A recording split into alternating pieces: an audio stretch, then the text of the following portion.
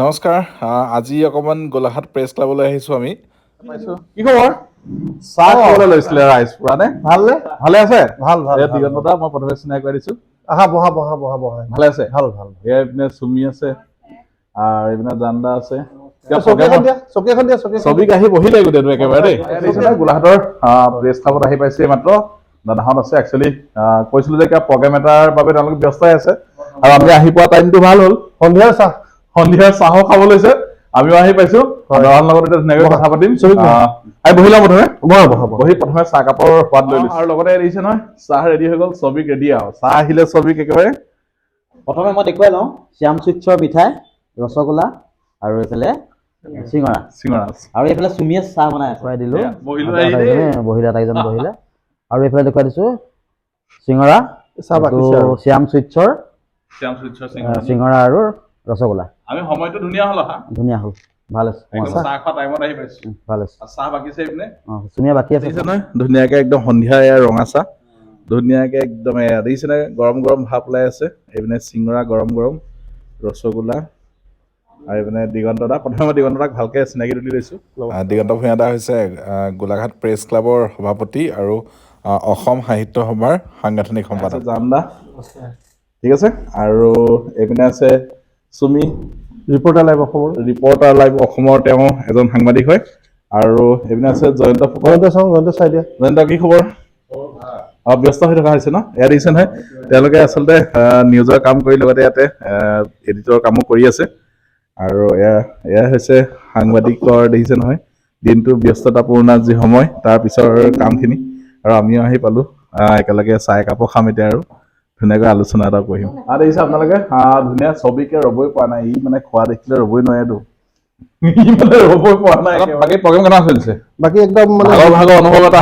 হৈছে একদম গ্ৰন্থমেলাত কামত আমি সকলোৱে লাগি আছো গ্ৰন্থমেলা মানে কৈছিলো যে গোলাঘাটত অনুষ্ঠান হবলৈ গৈ আছে আচলতে দাদা সাংবাদিকতাৰ লগতে পশ্চিম গোলাঘাট সাহিত্য সভাৰ লগতে জড়িত হয় অসম সাহিত্য সভাৰ লগতে জড়িত হয় আৰু এইবাৰ মানে পশ্চিম গোলাঘাট সাহিত্য সভাৰ তৰফৰ পৰা গোলাঘাটত গ্ৰন্থৰ মেলা মানে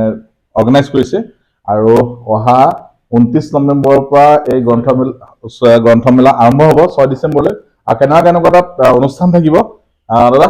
কি মানে ব্যতিক্ৰমী হ'ব লাগিব মানে প্ৰথমবাৰ বুলি ক'লে ভুল হ'ব আচলতে এইবাৰ পশ্চিম গোলাঘাট শাখা সাহিত্য সভাৰ উদ্যোগত আৰু সদৌ অসম পুথি প্ৰকাশন আৰু বিক্ৰেতা সংস্থা গোলাঘাট জিলা প্ৰশাসন আৰু বিভিন্ন দল সংগঠন ৰাইজ সকলোৱে মিলি পাতিছে আচলতে এখন ৰাজহুৱা গ্ৰন্থমেলা গোলাঘাটত অহা 29 তাৰিখৰ পৰা 6 ডিচেম্বৰ আৰু আমি এইবাৰ মানে এটা ব্যতিক্ৰমীভাৱে ভাবিছো যে আমাৰ ইয়াত কোনো বাণিজ্যিক বিপণন নাথাকে এইবাৰ মানে কাপোৰৰ দোকান ধৰক এই মণিহৰি দোকান তেনেকুৱা ধৰণৰ দোকান আমাৰ নাথাকে আমি বিশেষভাৱে গুৰুত্ব দিছো এইবাৰ গ্ৰন্থ প্ৰকাশক আৰু গ্ৰন্থ বিপণীসকলৰ ওপৰত আৰু ইতিমধ্যে অসমৰ লগতে কলিকতা দিল্লী হাৰিয়ানা বিভিন্ন ঠাইৰ গ্ৰন্থ প্ৰকাশক প্ৰতিষ্ঠান আৰু বিপণী ইতিমধ্যে আমাৰ লগৰ এতিয়া আপোনাৰ 29 তাৰিখৰ পৰা আৰম্ভ হ'ব নাই জানো 29 নৱেম্বৰৰ পৰা 6 ডিচেম্বৰ গোলাঘাট গ্ৰন্থমেলা আৰু সাহিত্য সমাৰোহ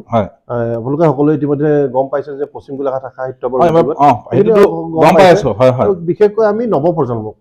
ছাত্ৰ ছাত্ৰীসকলক এই গ্ৰন্থমেলাত আমি অংশীদাৰ কৰিবৰ কাৰণে বিশেষ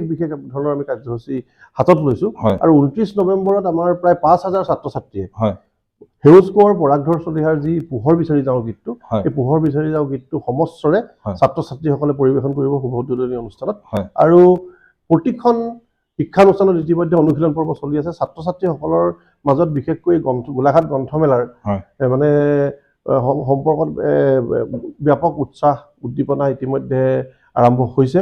আৰু আমি আশা ৰাখিছো যে গ্ৰন্থমেলাখনিত অসমৰ লগতে বিভিন্ন ঠাইৰ গ্ৰন্থপ্ৰেমী ৰাইজ বৌদ্ধিক মহল ইয়াত সমবেত হ'ব বিশিষ্ট সাহিত্যিকসকল ইয়াত উপস্থিত থাকিব লেখকসকল উপস্থিত থাকিব আৰু বিশেষকৈ আমি শিশুৰ দিন নাৰীৰ দিন আৰু বিভিন্ন ধৰণৰ একোটা দিন আমি ইয়াতে পালন কৰিম আৰু আমি বিশেষভাৱে এই গ্ৰন্থমেলাখনত সকলো ৰাইজক লৈ এখন ৰাজহুৱা গ্ৰন্থমেলা আমি অনুষ্ঠিত কৰাৰ মানে দাদাহঁতে ধুনীয়াকৈ এবাৰ আচলতে প্ৰথমবাৰ মানে পশ্চিম গোলাঘাট শাখা সাহিত্য সভাই তেওঁলোক প্ৰথমভাৱে পাতিব লৈছে এইবাৰ গ্ৰন্থমেলা আৰু মানে যিখিনি কাৰ্য হ'ব তাত গোটেইখিনি ক'লে আৰু দাদা মানে এই মই স্কুলবোৰ এতিয়া দেখি আছো আমি এইকেইদিন গোলাঘাটৰ স্কুলবিলাকত আপোনাৰ মানে পশ্চিম গোলাঘাটৰ পৰা গৈ এটা কেম্পেইন চলিছে ছাত্ৰ ছাত্ৰীসকলক আমি এবাৰ বিশেষভাৱে গুৰুত্ব দিছো হয় আৰু আমি এই শিক্ষানুষ্ঠানবিলাক এটা অভিযান আৰম্ভ হৈছে যে গোলাঘাট গ্ৰন্থমেলালৈ যাওঁ বলক শীৰ্ষক এটা অভিযান এটা আমি ইতিমধ্যে আৰম্ভ মানে এইটো পশ্চিম গোলাঘাট শাখা সাহিত্যসভাৰ সম্পাদক আছে আমাৰ স্বাগতা বৰা তেনেধৰণে উদযাপন সমিতিৰ বিষয়বিলাক তেখেতলোকৰ নেতৃত্বত প্ৰতিখন শিক্ষানুষ্ঠানত গৈছে ছাত্ৰ ছাত্ৰীসকলক মানে এটা গ্ৰন্থমেলাৰ প্ৰতি এটা সচেতন কৰাৰ প্ৰয়াস কৰিছে প্ৰয়োজনীয় হৈ গৈছে মানে এতিয়া কি হৈ গ'ল যে আমাৰ কম্পিউটাৰ বা মোবাইলৰ লগতে মানে যিখিনি কণকণী শিশু আছে তেওঁলোকো আছে আমিও আছো মোবাইলৰ লগত মানে গ্ৰন্থৰ লগত অকমান আমি আঁতৰি অহা টাইপ হৈছে নহয় জানো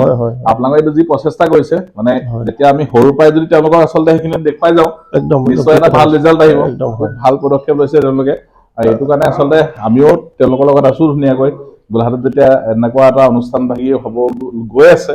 আগন্তুক 29 নৱেম্বৰৰ পৰা 6 ডিচেম্বৰলৈ গতিকে আপোনালোকে গম পালে 29 তাৰিখৰ পৰা গোলাঘাটত গ্ৰন্থ উৎসৱ হ'ব গৈ আছে আহক সকলোখিনি ৰাইজ গ্ৰন্থৰ যি উৎসৱ হ'ব তাত আমি গ্ৰন্থৰ সাগৰত আমি মানে উটি ভাহি আমি মানে এটা মনৰ ফূৰ্তি আনন্দ কৰিব লাগিব নহয় জানো গতিকে ইমান দেৰি ভিডিঅ'টো আপোনালোকেও চালে তাৰবাবে আপোনালোকক ধন্যবাদ জনাইছো আকৌ আমি 29 তাৰিখৰ পৰা গ্ৰন্থমেলাৰ যিখিনি মানে কাৰ্য অনুষ্ঠান আছে তাত গোটেইখিনিত আপোনালোকক লগ পাম লাইভ খুঁটাটো লগ পাম আৰু লাইভ খুঁটাটো লগ পাই আছো 9 তাৰিখে লাইভ খুঁটা স্থাপন হ'ব সেয়া আপোনালোকক ভিডিঅ' দেখুৱাই আছো এটা এইটো মানে দেখিব পাই থাকিব আমাৰ গোলাঘাটতে যেতিয়া হ'ব নহয় জানো ঠিক আছে তেতিয়াহ'লে ইমান দেৰি ভিডিঅ'টো চাই থকা বাবে সকলোকে ধন্যবাদ জনাইছো নেক্সট আকৌ এটা ভিডিঅ'ত লগ পাম বাই বাই ধন্যবাদ